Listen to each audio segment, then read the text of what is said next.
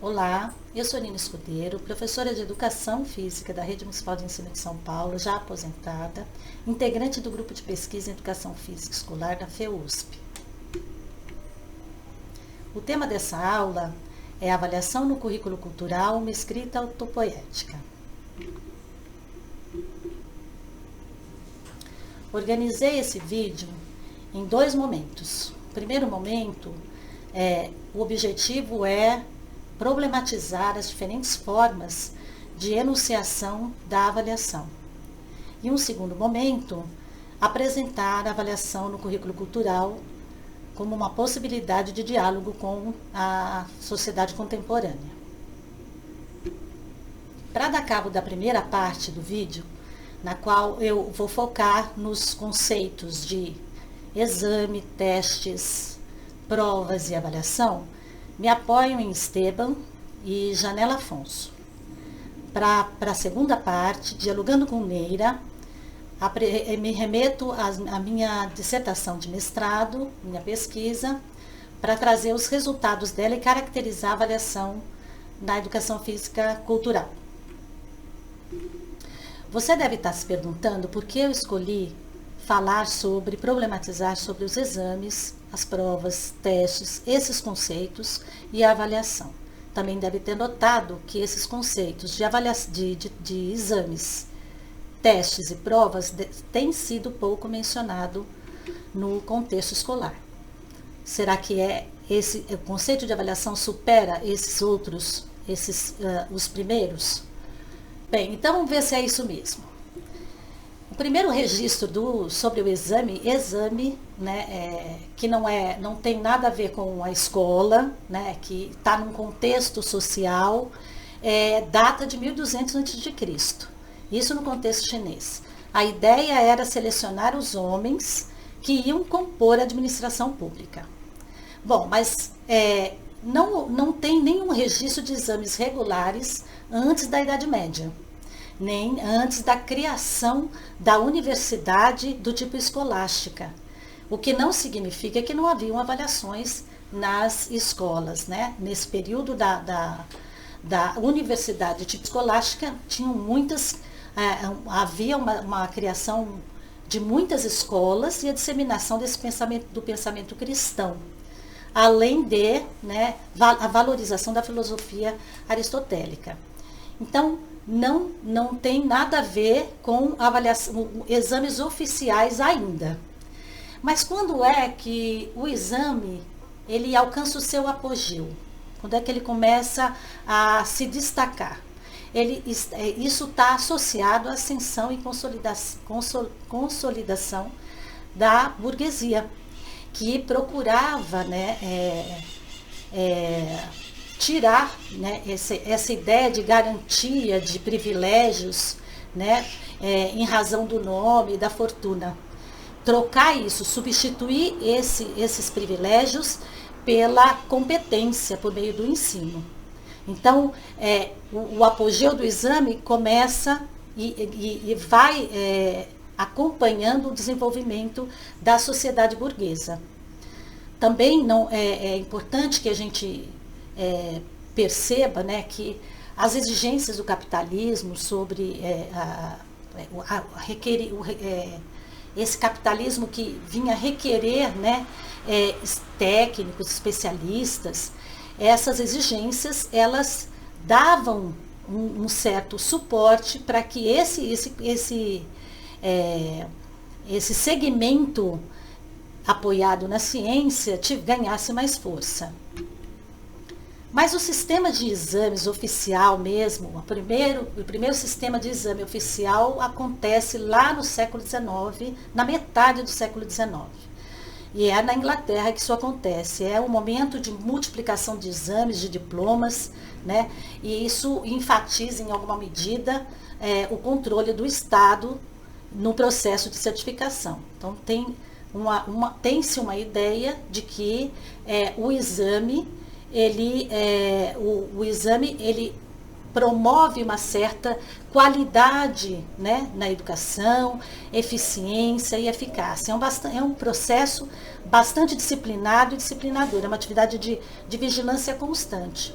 Esses exames passam a ser criticados porque o próprio sistema capitalista começa a meio que boicotar esse movimento da escola e do Estado, no sentido de dizer que o Estado, a escola, o sistema educacional não estava entregando, né, os profissionais que eram requeridos, com as qualidades requeridas, né, para atuar nas burocracias estatais, nas burocracias privadas. Então, esses exames passam a ser criticados.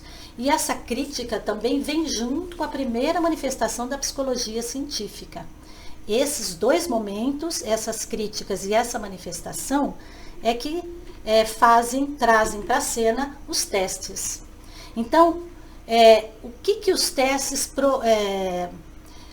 prometiam, né? Um conhecimento objetivo das características individuais dos sujeitos. Então, acreditava-se, né, que por meio dos testes era possível estabelecer a forma ideal de inserção do sujeito na estrutura social e ocupacional. Então, ou seja, os testes, se o sujeito se fosse mapeadas as suas características individuais, era possível dizer se eles onde eles poderiam atuar, se teriam sucesso na escola. Isso a gente viveu numa época, e até hoje ainda nós podemos ver isso acontecer, né, que são os testes vocacionais. No ensino médio, por exemplo, hoje você ainda é possível encontrar escolas, né, escolas que abordam os conteúdos dos 3 anos em 2 anos. E o terceiro ano é para aprender a fazer as provas, aprender a fazer os testes, passar nas provas, né? E também esses testes vocacionais serviam para, em alguma medida, orientar os estudantes sobre que profissão eles poderiam ter de acordo com o resultado desses testes, né? Os testes de QI, eles estão junto com os testes de aptidão. Mas quem que contribui para a formação para a legitimação, né, desses testes de QI? São os estudos da psicologia genética. Então, através desses testes de QI, se tem essa crença, como eu disse antes, né, de que é possível prever o sucesso na escola e na sociedade do sujeito. Só que essa crença é uma crença que interessa a alguns setores. Então, especialmente um dos aspectos dessa crença visa a racionalização dos sistemas de classe social. E também convencer os sujeitos de que a sua vida, a sua condição, a sua situação de vida faz parte, né, da ordem natural das coisas. Se a gente for lembrar na educação física, os testes, eles definiam quem eram os normais, né? E aí, do que eu estou falando? Estou falando daquele exame médico feito pelo médico, que ele faz um teste, que ele não é só a medicina, né, que lhe dá autoridade, mas também a psicometria, os estudos da psicometria e todas as tabelas que esses médicos utilizavam para dizer quem era apto ou não a fazer educação física. O teste ergométrico, por exemplo, media o peso e a altura dos estudantes. Então, se estivesse fora da tabela padrão, por exemplo, os pais eram chamados, eram convidados para ver o que estava acontecendo. Mas, em geral, quem dizia quem é que estava apto era o médico, né? Então, só que na educação física, eu vivi isso e também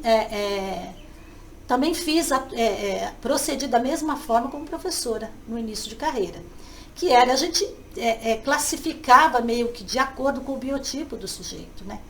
Então, de acordo com o tamanho, né, de acordo com a habilidade, de acordo com mesmo com a composição corporal, esse sujeito era incentivado a realizar certas práticas e desestimulado a fazer outras. Houve um tempo em que as escolas encaminhavam para o Centro Olímpico do Ibirapuera alunos, né, que acreditavam que tinham potencial para desenvolver essas ou outras habilidades. Muito bem. Voltando para os testes objetivos, e aqui em âmbito mais amplo na educação, esses testes objetivos, eles são reflexo do Taylorismo, que traduz lá na sala de aula ideias, né, comportamentos de competição, hierarquia, universalização, uniformização, né?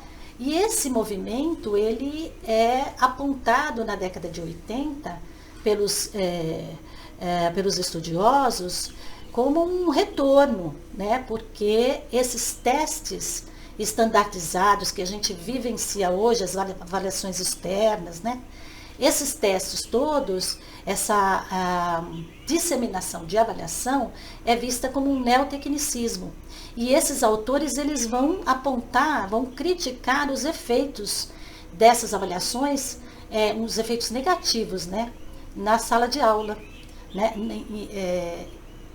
É muito comum, eu acho que é possível que todos que estão assistindo o vídeo já tenham vivenciado coisa parecida. Escolas que trabalham em função das avaliações, em função de melhorar o seu índice no IDEB. Então, essa crítica desses autores, que eles chamam de neo-taylorismo, né? Essa crítica é muito pertinente, porque as escolas passaram a atuar segundo as avaliações externas. Muito bem. Essa concepção hegemônica de avaliação, exames, provas, testes, e a avaliação, porque a avaliação é entendida como tudo isso, né? Mas hoje a gente vê digamos assim, uma soberania da avaliação. Mas por que por que isso acontece? Porque as práticas, essa prática de atuar com base na avaliação externa vem sendo criticada. E por causa disso, né, por causa dos efeitos que esse tipo de prática pode atingir, os efeitos que causa, na verdade, né, na escola, isso fez com que muitos autores também trouxessem outras possibilidades de pensar a avaliação. Então, a gente tem uma miríade de avaliações que agora vão se dedicar à avaliação da aprendizagem. E é isso que faz com que essa ideia esse conceito de avaliação, que traz no seu bojo uma certa neutralidade, uma ideia de que é democrática, de que é acolhedora, faz com que esse termo se mantenha. Mas como a gente está vendo, pelo que se observa, né, todos esses conceitos fazem parte, são uma coisa só. E tem a hegemonia, né, no sentido, nesse campo. Agora, uma coisa que é legal a gente pensar, bom, lá na sociedade chinesa, eu acho que as necessidades eram algumas, né, eram específicas. Lá na sociedade da Idade Média eram outras necessidades, né? Na Inglaterra, no século XIX, eram outras necessidades. Então, mas o que a gente observa é que o procedimento continua o mesmo. Então, existe uma imposição de uma lógica única, existe uma ideia de que a realidade ela é fixa, né? E, então, essa realidade sendo fixa, só tem uma resposta e só tem um padrão de comportamento e só tem um ponto de vista a ser considerado. Todas essas figuras que vocês veem na tela, não são consideradas nesse tipo de avaliação. Então, o diferente, ele é classificado como anormal, degenerado, né? Com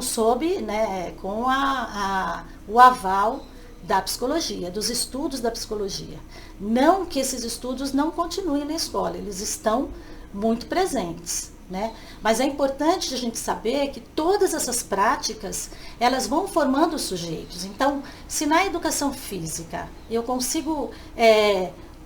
consegui perceber que tinham práticas que eu podia fazer e meus amigos, meninos, homens, não podiam, eu consegui compreender isso e levar isso, né?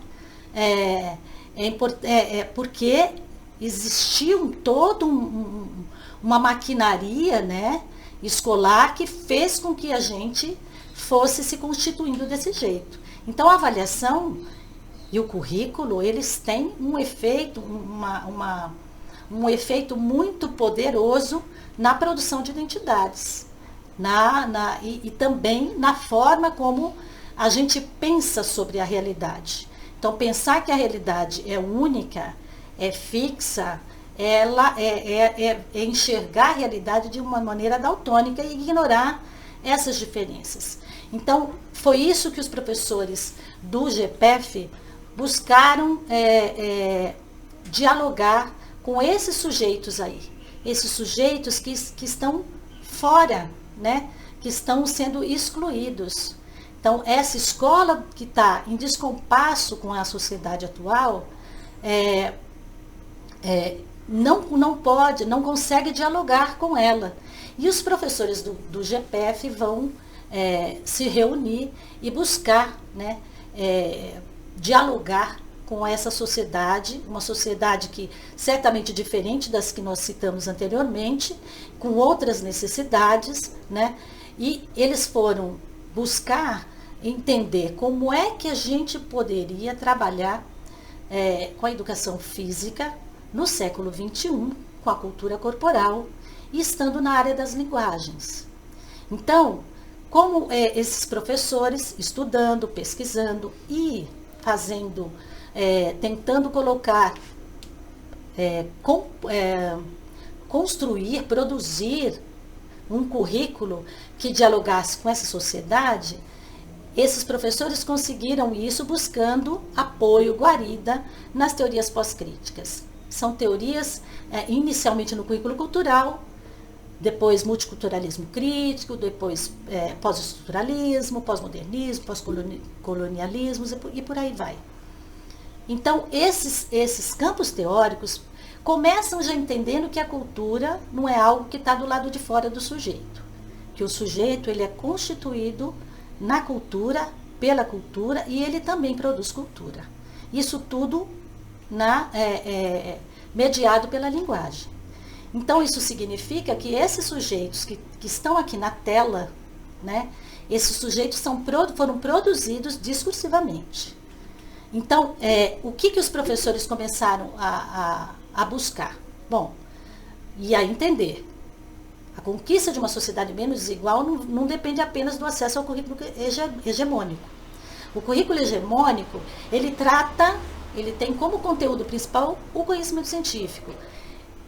Só o conhecimento científico basta? Não. Não é para negar o conhecimento científico, né? Então, os professores começaram a perceber que precisava ir além, que precisava questionar as formas como a diferença é produzida.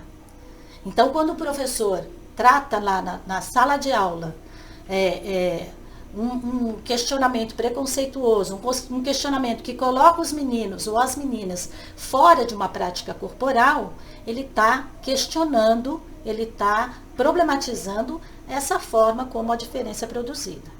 Então, o currículo, é importante que a gente tenha em mente que ele forma pessoas como sujeitos particulares, mas ele também posiciona as pessoas no interior da cultura. Então, não é uma simples transmissão cultural. Nesse sentido, a cultura ela é um espaço de negociação, um espaço em que as pessoas negociam seus significados. E esses tipos de avaliação, eles atendem aos propósitos de um currículo que tem como foco uma cultura, do currículo monocultural, que entende que a realidade está parada, fixa, não se modifica. O currículo cultural, então, se compromete em fazer a política da diferença por meio da valorização das vozes que quase sempre, né, são silenciadas. Então, entender a cultura como algo que não está num lugar e que eu vou buscar. Eu estou entendendo, então, que a cultura ela é produzida de diferentes maneiras. Então, cada grupo social vai se produzir culturalmente, produzir as suas formas, os seus artefatos culturais. E, nesse sentido, não há, então, como validar um determinado conhecimento e não outro. Então, as teorias pós-críticas também vão nos dizer, né, que a sociedade ela é formada por diferentes grupos e os interesses dos grupos precisam, né, as formas como essas pessoas são representadas na sociedade precisa ser validada, né? E esse, então, foi o nosso desafio com a pesquisa, porque se a gente não tem um conhecimento fixo, se a gente não tem mais o que é certo e o que é errado, então, certamente, essa avaliação que a gente conversou até há pouco não tem espaço. Então, o nosso desafio foi entender como é que os professores que estavam colocando o currículo cultural em ação pensavam a avaliação, qual a função que eles davam, como é que ela se compunha, como é que ela se caracterizava, né? Muito bem, o que eu observei? Na prática de 4 professores, eu fui observando que eles tinham alguns procedimentos que se repetiam, que tinham uma certa regularidade. Então, os professores começavam o seu trabalho com os alunos tematizando. Mapeando para selecionar o tema, mapeando para reconhecer o patrimônio cultural corporal daquele grupo. Mapeavam também para saber os espaços que lá no entorno poderiam ser possibilidades, né, de trabalho pedagógico. Eles também mapeavam para conhecer os recursos físicos e estruturais, materiais que eles poderiam utilizar na escola. E esse mapeamento, ele vai sendo registrado, documentado, e o professor vai olhando para esse documento para pensar a aula seguinte. Então, o professor também mapeia, alguns deles mapeavam os espaços onde os alunos não... os espaços que estão onde os alunos estão fora da sala, quando os alunos estão fora da sala. Então, intervalos, entrada e saída, reunião pedagógica, né? E foi assim que o professor Marcos Ribeiro selecionou o tema dele. Então, atento à movimentação das crianças, a forma como elas se deslocavam de uma sala para outra, né? Da sala para a quadra, e as queixas da escola, das pessoas, né? Em relação àquele comportamento das crianças, o professor resolve tematizar lá, isso aqui é bem recente, a corrida. E a partir da pergunta, a gente corre para quê? Então, esse mapeamento inicial vai servir para escolher o tema. Mas os professores seguem mapeando. Esse mapeamento vai sendo alimentado a partir das atividades de ensino. Então, olha que interessante. O conhecimento aqui, vocês vão percebendo que ele vai emergindo do desenvolvimento das atividades de ensino durante a tematização. Então, não há como o professor não tinha uma previsão, não tinha algo que já estava previsto lá atrás para trabalhar com os alunos. Ele vai trabalhar com os alunos a partir daquilo que vem. Então, o que vem, o professor trata, o professor aprofunda, amplia, ressignifica junto com os alunos, promove leituras, enfim. Então, o que a gente vai percebendo? Que eu fui percebendo, os professores foram registrando as suas ações e olhando para esses registros para poder pensar a aula seguinte. Beleza, então o que a gente tem que entender daqui? Que o registro, ele caminha lado a lado com a avaliação. Não dá para fazer avaliação sem registro. E o registro é tão importante que porque ele vai ajudar o professor na lembrança, né? O que a gente percebe também, que uma outra característica é o diálogo. Esses professores, eles vão dialogando com os alunos, dialogando com as produções dos alunos, dialogando com os seus próprios registros, né? Então, o diálogo nesse sentido aqui é aquele diálogo que acolhe, né? Mas não é aquele diálogo que tolera, é o diálogo que considera. Então, por exemplo, uma prática, o professor considera o que vem dos alunos não só a fala, mas como as suas produções. Então, um aluno numa tematização de vôlei de idosos, ele traz voluntariamente uma maquete de uma quadra. E nessa quadra, essa quadra, quando ele traz, a professora, então, aproveita para mostrar como é que se dá o rodízio no voleibol. Então, é desse diálogo que eu estou falando. É do diálogo que entende que, por exemplo, a professora de basquete, professora Aline, nessa tematização de basquete, que eu trago aqui a síntese avaliativa, ela traz a jogadora Marta para conversar com os alunos. E essa conversa anterior, essa conversa não pôde acontecer antes da professora esclarecer que a Marta não era a Marta do futebol. E para fazer, né, para que os alunos soubessem que não era a Marta do futebol, eles tiveram que, a professora teve que propor uma atividade, né, uma atividade de ensino que fazia um mural, né, com reportagens, com entrevistas, com foto da Marta do futebol. Então, por aqui, esse é um movimento, né, que os professores vão fazendo o tempo todo. Né? Acontece alguma coisa de diferente, acontece alguma coisa que não estava, que não é aceitável, né? O professor parava e ia promover uma atividade de ensino que pudesse desconstruir aquilo, como o professor que tematizou a ginástica, quando os alunos se negam a fazer, por exemplo, a participar das atividades com fita. Então, o professor, para o seu trabalho, o que interessa ali não é a ginástica, mas é como é que aqueles meninos entenderam, o que fez com que aqueles meninos percebessem ou entendessem que eles, por serem meninos, não poderiam trabalhar com a fita na ginástica. Pois bem, eu estou trazendo essas questões porque foi esse movimento dos professores que me chamou a atenção, porque era preciso. O que eu fui percebendo é que os professores iam escrevendo o currículo. E essa avaliação, então, ela ia sendo materializada no registro, pelo registro. Então, esses professores iam percebendo o que vinha e aí mudavam a direção ou seguiam adiante. E ao fazer isso, eles não estão olhando se o aluno aprendeu ou não aprendeu. Ao fazer isso, eles estão olhando para o seu ensino. Então, a avaliação no currículo cultural é uma avaliação do ensino. E ela acontece, ela vai sendo escrita na medida em que o registro vai se consolidando e vai sendo alimentado pelas atividades de ensino. E aí vocês vão me perguntar, mas de onde saiu essa autopoética, né?